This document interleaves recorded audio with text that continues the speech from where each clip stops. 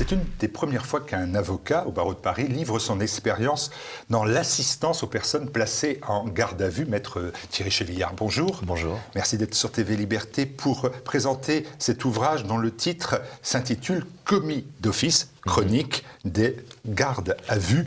C'est un titre qui est très simple parce que c'est dans votre qualité d'avocat, vous intervenez sur la commission d'office, c'est-à-dire que vous intervenez dans la plupart des procédures que vous relatez à travers cet ouvrage. Et tout de suite, vous mentionnez d'ailleurs que le fait qu'il s'agit d'un sacerdoce ingrat et passionnant. Ingrat, passionnant, il y a une contradiction à part. Oui, c'est ingrat parce que, si vous voulez, lorsqu'on intervient, les gens ne nous connaissent pas et à partir du moment où on est commis d'office, ils ont l'impression qu'on est une sorte de sous-avocat.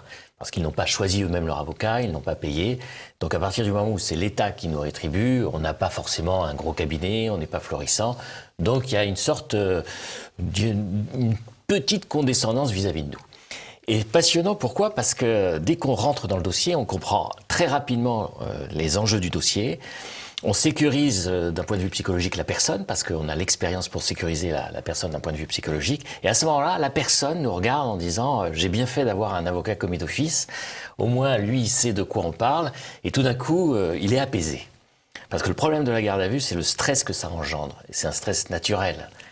C'est ce que vous dites la garde à vue, c'est un moment critique qui place l'individu en situation de privation de liberté alors qu'il n'est pas encore jugé. Voilà. Fatigue, saleté, il y a tous les termes qu'on peut utiliser. Oui, je vous laisse les dire, vous les connaissez mieux que moi. Oui, absolument. Les cellules sont sales. Je n'accuse personne, mais c'est un fait. Les cellules sont sales. Il n'y a pas de douche, il n'y a pas d'accès aux douches. C'est compliqué d'aller aux toilettes. La nourriture, paraît-il, moi j'ai jamais goûté, mais infecte. Et puis, voilà, la personne... Mais c'est une volonté, ça. C'est une volonté de placer le sujet, de le conditionner. Si vous voulez, je ne dirais pas ça comme ça. C'est toujours... voilà, la justice, la police, les moyens ne sont pas au rendez-vous. Alors que ça devrait être quelque chose de très important, ça devrait sécuriser les gens. La justice devrait sécuriser les gens, la police devrait sécuriser les gens, et malheureusement, l'État n'est pas au rendez-vous. Donc ça pose énormément de problèmes. Donc quand vous arrivez devant votre garde à vue, bien évidemment, la tension nerveuse est à son comble. Absolument, il y a beaucoup d'agressivité. Beaucoup d'agressivité, il faut calmer les choses, parce que des fois, il y a des infractions extrêmement graves. Des violences volontaires avec armes, c'est quelque chose d'extrêmement grave. Des vols avec violence en réunion, c'est quelque chose de grave, parce que la victime peut être blessée, elle peut avoir un bras cassé, elle peut avoir une balafre, etc. etc. Donc les dossiers sont des fois particulièrement soutenus. Je pense notamment à des affaires de proxénétisme, je pense à des affaires où je ne l'ai pas relaté là, mais c'est une petite qui devait garder chez elle 4 kilos de cocaïne. Les 4 kilos ont disparu, elle a été séquestrée pendant une journée, on lui a tiré à côté de la tête. Elle était en garde à vue, pourquoi ? Pour détention de stupéfiants. Vous voyez ce que je veux dire ? On arrive dans des situations qui sont des fois extrêmes. Alors il faut essayer de baliser le terrain de la personne. On est en garde à vue, vous arrivez, commis d'office, et vous disposez de combien de temps très précisément ? Alors j'ai une demi-heure. 30 minutes. On a 2 heures pour arriver dans les services de police. 2 heures, c'est le code de procédure pénale. On ne peut pas aller au-delà. Donc, si l'officier de police judiciaire, si on n'est pas dans les 2 heures, l'officier de police judiciaire peut commencer l'audition. On a une demi-heure. Et là, il faut tout comprendre en une demi-heure. Étant entendu que les personnes ont tendance, il faut le reconnaître, à mentir, à édulcorer, à porter la responsabilité sur autrui. Donc, il faut tout cerner très rapidement. Il faut voir si la personne ment, dans quelles conditions, pourquoi.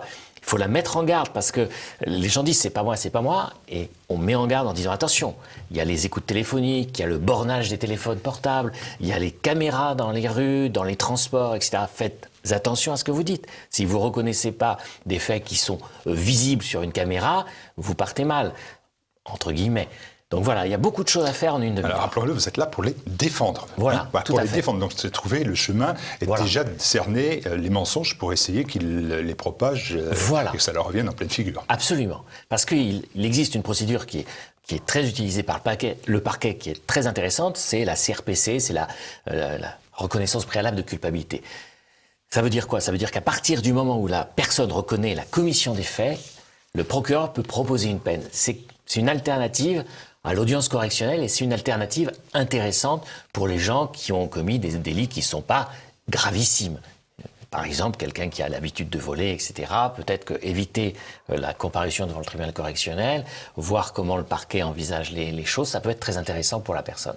Donc voilà, il y a tout ça à mettre en place avec la personne. Donc comment procédez-vous? Vous avez vos 30 minutes, vous avez une procédure, à mon avis, rompue, puisque vous avez des cas et des cas et des cas derrière vous. Comment vous procédez? Déjà, amadoué? Non, ce qu'il faut savoir, c'est qu'on n'a pas accès au dossier. Donc on reçoit la parole de la personne déjà. Donc il faut décrypter si ça peut être exact, faux. Il faut essayer de sentir si la personne nous place dans la vérité. Donc il y a beaucoup de mise en garde parce qu'il y a des problèmes au regard de la parole. Et une fois qu'on a cerné plus ou moins la personnalité et si oui ou non on est sur des faits qui sont réellement répercutés, à ce moment-là on peut envisager la défense de la personne, en disant ça serait bon que vous mettiez ça en avant, ça serait bon que vous puissiez vous expliquer sur cette agression ou sur telle ou telle chose, d'où vous arrivez.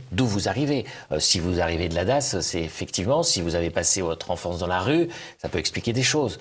Donc il faut peut-être le mentionner, même si les personnes eux-mêmes n'ont pas conscience que d'avoir été agressés quand ils étaient enfants, de vivre dans la rue, etc., les place dans une situation complexe. Pour que ce soit bien clair aussi, le fait que vous soyez commis d'office à ce début de procédure n'implique pas que vous allez suivre la procédure Absolument. Dans son entier. Tout à fait. C'est important aussi, cela. Et je vais vous faire un aveu, en général, je n'ai pas envie de suivre. Ce qui m'intéresse, c'est vraiment ce moment de la garde à vue. Parce que tout arrive, c'est une sorte de tragédie, la garde à vue. Une sorte de tragédie antique. Si vous voulez, c'est un lieu clos, c'est 2 jours, donc une unité de temps, de lieu, d'action, d'une certaine façon, et on est dans la tragédie.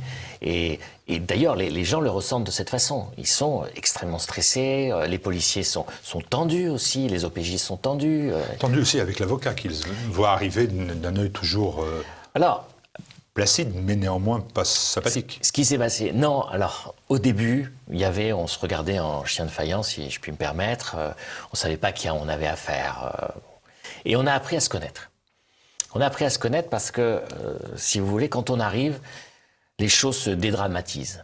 Il y a le stress qui retombe. Avant, sans avocat, il y avait énormément de nervosité de part et d'autre.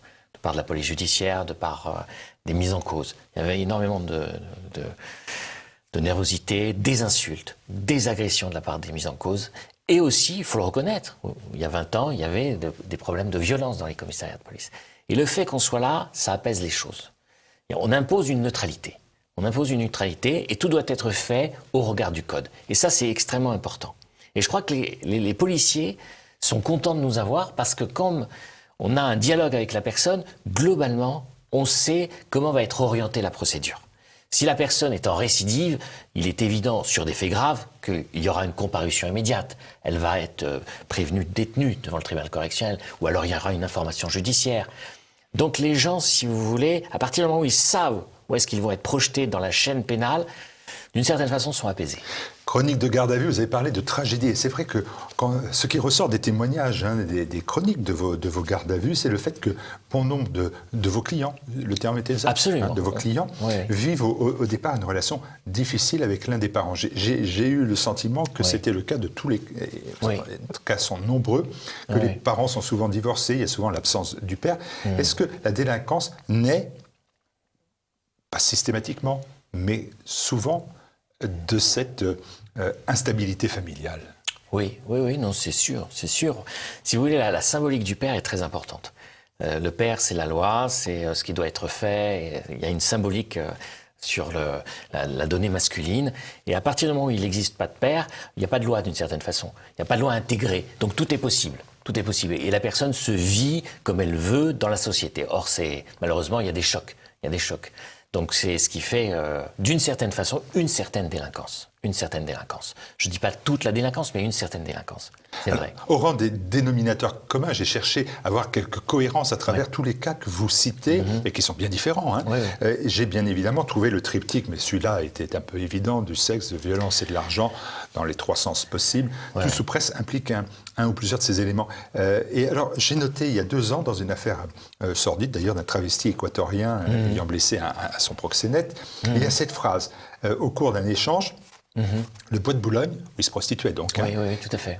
me manque. Le bois me manque, oui. Et vous dites vous-même que vous aviez peine à croire cela. Oui, oui. Est-ce que ça veut dire qu'il y a vraiment aujourd'hui des dépendances de ce style-là, dans quelque chose de sordide, Oui, de déchéance? Oui, chez certaines personnes, je dirais qu'il y a une sorte de contre-culture transgressive qui se vit d'une façon absolument normale et qui nous choque. Lui, il se prostituait, ce qui est incroyable parce que il était, c'était quelqu'un de passif, donc il subissait, et en subissant, il m'a dit, le bois me manque. C'est-à-dire, tout ce qui est horrible pour nous lui manquait parce que c'était son cadre de vie et il s'était installé dans cette vie et il était heureux dans cette vie, ce qui est incroyable, incroyable. Il avait même rencontré une prostituée, ils étaient en couple, ils élevaient des petits chiens et c'était un tableau, si vous voulez, on avait l'impression que c'était pas vrai, que ça ne pouvait pas être vrai.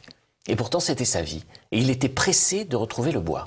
Alors que la peine, parce que j'ai appris plus tard qu'il avait été condamné à 2 ans de prison. 2 ans de prison à cause du coup de couteau. Ouais. Est-ce que ça ne pose pas la question d'arriver en portant un regard trop moral, finalement, sur des situations qu'on ne peut pas comprendre parce qu'on ne se met pas à ce niveau-là? Ou est-ce qu'il ne faut pas le faire et il faut avoir un jugement moral et se dire que ça, c'est le mal, que c'est mal et que donc ça doit être puni? Oui. Les deux sont possibles. C'est-à-dire que par rapport à la transgression de la loi, il faut avoir ce jugement moral. En revanche, au regard de la vie des personnes, pas forcément ce jugement moral. Voilà, il y a une différence à faire, si vous voulez. Par exemple, je pense à un fait qui m'a interloqué, c'est cet ambulancier qui arrivait chez une personne qui était malade d'Alzheimer. Il profitait de sa maladie pour commettre des agressions sexuelles sur cette personne. Cette personne avait 72 ans, lui c'était un homme de 40 ans. Donc il y a une transgression radicale de la loi et il faut porter un jugement moral. C'est absolument anormal. Il profitait de la maladie de cette personne.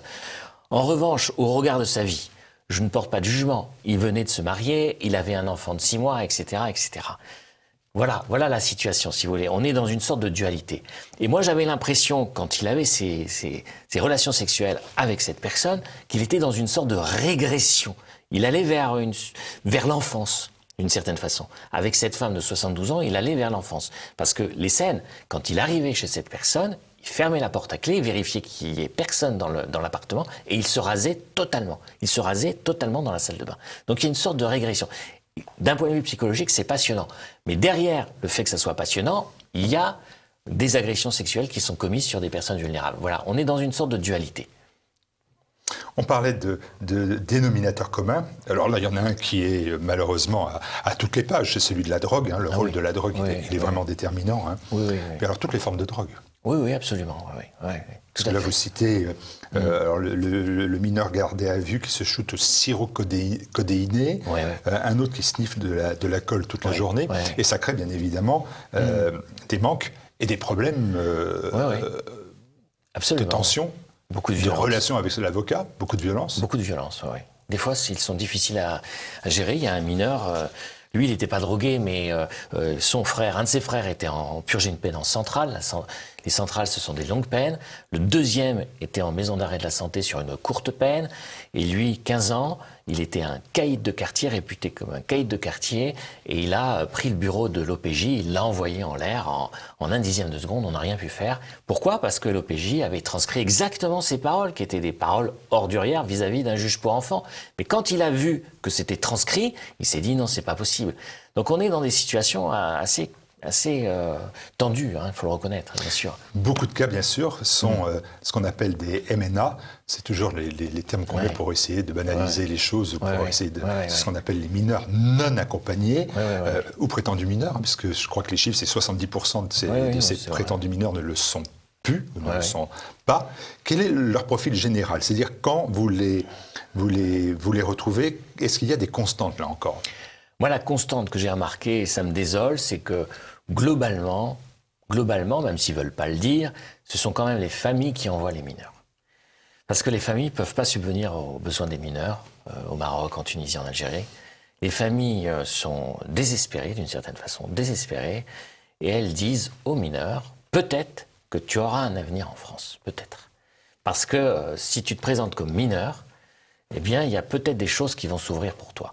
Et ça, c'est désespérant parce que, en fin de compte, les portes sont fermées quand ils arrivent. Ils sont très rapidement dans la délinquance, dans une délinquance de groupe, une délinquance qui fait, sur le plan psychologique, beaucoup de dégâts pour les victimes. Parce que quand vous êtes agressé par 3 mineurs, ça va très vite et c'est assez violent. Et c'est désespérant. C'est désespérant parce que, à vrai dire, si vous voulez, la base de tout ceci, c'est qu'ils veulent créer quelque chose. Ils veulent pas créer de la délinquance, ils veulent se créer un avenir. Et il y a un des cas dans ce livre où le mineur, si vous voulez, était en garde à vue, et il n'était absolument pas dans le dossier pénal parce que il savait pas que son copain allait voler, donc il est sorti du dossier pénal, mais il était quand même en garde à vue. Et moi, j'ai senti qu'il voulait travailler. La seule chose qui lui importait, c'était de travailler et de construire quelque chose. Mais le problème, c'est qu'on ne peut pas, évidemment, accueillir toute la jeunesse Oui, du 100 monde. jeunes mineurs par jour arrivent en France. Voilà. On pense qu'il y en aura 40 000 en 2020. Voilà. C'est pas possible parce que les structures sont pas au rendez-vous. Et puis les pays de ces nationaux doivent agir. C'est pas à nous d'agir par rapport à leur jeunesse, c'est à ces pays d'agir par rapport à leur jeunesse. Alors qu'ils fassent des choix budgétaires, qu'ils s'en débrouillent, mais en tout cas, dès qu'ils arrivent en France, même si ça part d'un bon sentiment et c'est normal de vouloir réussir sa vie, très rapidement, ça bascule dans la délinquance. Et ça peut être une délinquance assez violente rapidement. Oui, parce qu'ils sont souvent pris en main. Oui, il y a des affaires, effectivement. Ils doivent rendre des comptes à des sortes de capots, entre guillemets, qui récoltent le fruit des vols. Après, ce fruit des vols retourne dans les pays d'où ils viennent, et ça crée des sortes de mafias. Ça crée des sortes de mafias. Il y a même un mineur qui a été tué il y a 2 ans parce qu'il voulait sortir de cette mafia. Il était placé par un juge pour enfants. La mafia est arrivée lorsqu'il est sorti du centre éducatif et ils l'ont tué. Voilà, parce qu'il a voulu sortir de la mafia. Donc c'est quelque chose d'assez complexe et les éducateurs n'arrivent pas à pénétrer ces milieux parce que les mineurs les rejettent et c'est compliqué d'être en relation avec ce type de mineurs. C'est très compliqué. 40 000 en 2020. Oui, oui. Chronophage pour la police. Absolument. Absolument. Effarant pour la justice. Bien sûr, parce que le parquet ne sait pas quoi faire. Les juges pour enfants sont débordés. Donc il y a souvent, même pour des faits qui sont graves, des rappels à la loi. Ça veut dire rien. Ça veut dire que c'est une sanction inexistante pour des faits graves, parce que le parquet est débordé, parce que le parquet ne peut pas prendre 20, 30, 40 dossiers de mineurs par jour. C'est pas possible. D'où des récidives, évidemment. Absolument. Parce que... Sentiment d'impunité. Voilà.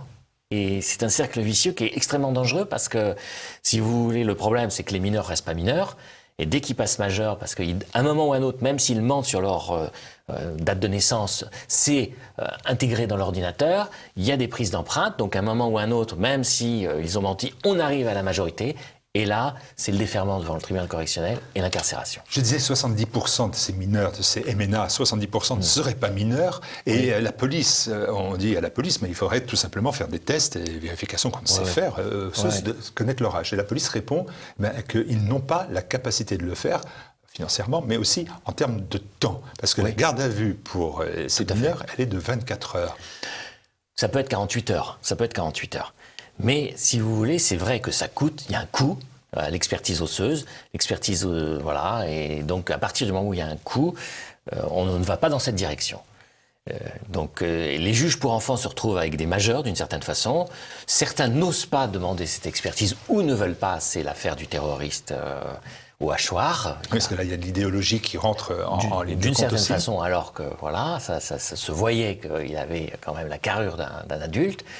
Et donc, on se retrouve tous un peu prisonniers de ce système judiciaire et policier. Ouais. Est-ce que vous seriez favorable à l'allongement de la garde à vue pour les mineurs aussi? De façon à avoir, simplement pour vous, plus de temps peut-être? C'est plus compliqué? On voit bien qu'il y a beaucoup de temps que vous mettez pour déjà créer le contact. Oui. Allongement de la garde à vue. Moi, je reste sur les 30 minutes, c'est le temps qu'on a ici pour cet entretien. Donc, moi, je ne cherche pas à vous cerner, encore que. Mais je me dis que c'est quand même très court, 30 minutes. Et quand on a un gamin, quel qu'il soit, et aussi dépravé soit-il, ça reste qu'un gamin, c'est compliqué. C'est très compliqué parce que c'est difficile de parler à un adolescent. C'est très, très difficile. On ne sait pas comment il ressent les choses, on ne sait pas comment il interprète ce qu'on dit. Et en plus, il y a une sorte, comment dirais-je, ils ont l'impression qu'on est une sorte d'agent double, à partir du moment où on est payé par l'État, qu'on est avocat commis d'office, on peut rapporter des éléments aux OPJ, aux juges, etc. Donc il y a une méfiance qui s'est installée, qui est assez grande vis-à-vis de nous. C'est extrêmement difficile de parler aux mineurs. Si vous avez besoin d'un interprète, les 30 minutes sont toujours 30 minutes? Oui, parce que l'interprète est convoqué avant les 30 minutes. Voilà. Donc ça réduit le temps. Non, l'interprète est convoqué avant, il est dans les locaux de la police judiciaire et on commence les 30 minutes avec l'interprète. Mais c'est vrai que c'est très complexe. Je le sais bien, je le sais bien. Alors, sans que ce soit le but de votre livre, hein, parce que ce Oui. sont des témoignages effarants, mais c'est pas le but de ce livre, mais pourtant Oui. on est abasourdi quelquefois au travers quelques lignes comme ça par le manque de sérieux des autorités. Un de vos clients produit des clips de rap et fréquente le milieu interlope des bars à chicha. Oui, tout à fait. Et il roule en Porsche Cayenne et il est bénéficiaire du RSA. Comment on en arrive à un tel dysfonctionnement?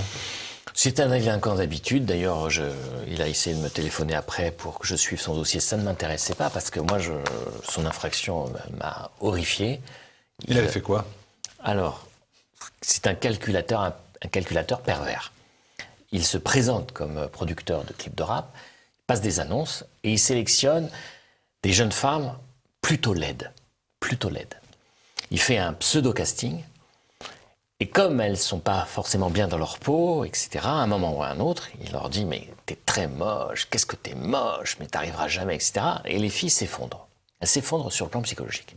Et lui en rajoute en disant « mais t'es tellement moche, qu'en plus tu me fais perdre du temps. Donc tu me dois de l'argent. » Et après, les filles sont tellement retournées d'un point de vue psychologique qu'elles vont au distributeur avec lui et il commet une extension de fonds. Et il fait retirer 800, 1000 euros sur le compte bancaire de ces jeunes femmes. Et c'est terrible, c'est terrible.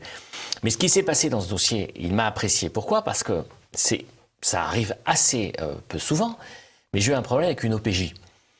Lors de la reconduction de la garde à vue, la garde à vue était à 15h, reconduite à 15h, et on fait la reconduction à 17h, alors que j'alerte l'OPJ en disant, écoutez, il est 15h, vous devez reconduire la garde à vue, me le notifier, appeler l'ordre, et on continue l'audition. Il me dit, maître, écoutez, vous avez le droit, la procédure pénale, j'en ai rien à faire.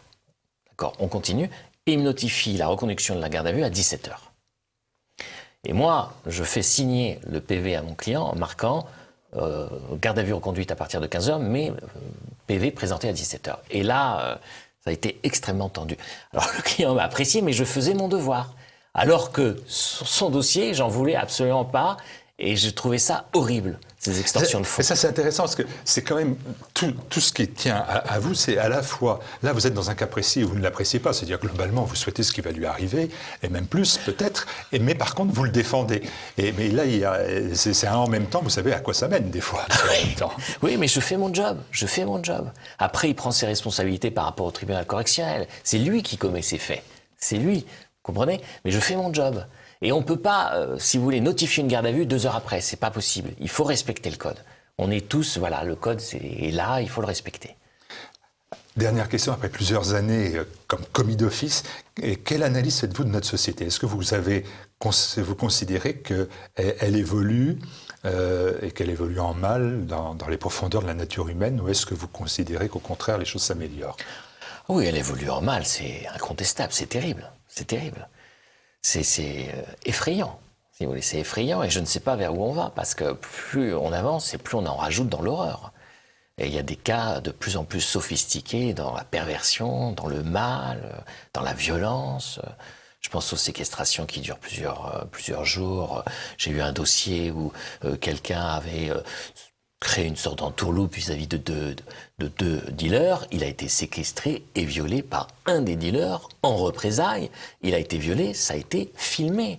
Le viol de ce garçon a été filmé. C'est quand même quelque chose d'incroyable. Et si vous voulez, il n'y a plus de règles.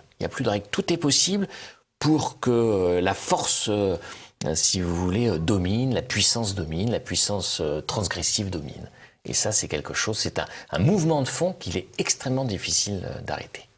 Est-ce que c'est possible de faire votre mission? Est-ce que vous dites à un moment donné, ma mission, c'est que chacun conserve un peu de dignité humaine, l'enjeu de civilisation. Quand vous voyez tout cela, cette civilisation s'est effondrée, non?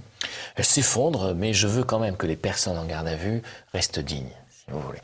Pas de violence, de part et d'autre. de part et d'autre, qu'il y ait une dignité dans la procédure. Après, c'est au tribunal de trancher. Et c'est lui qui doit trancher et comment il appréhende les choses. Mais en tout cas, la personne a été assistée et il n'y a pas eu de débordement de part et d'autre. Donc le dossier arrive d'une façon assez propre devant le tribunal correctionnel. Et la personne aura un avocat, il y aura l'accusation représentée par le procureur de la République et c'est au tribunal de trancher. Merci Maître Thierry Chevillard, commis d'office chronique d'une garde à vue aux éditions Mareuil et sur la boutique officielle de TV Liberté sur le site tvliberté.com. Vous pouvez vous procurer cet ouvrage dès maintenant. Merci à nouveau Maître. Merci.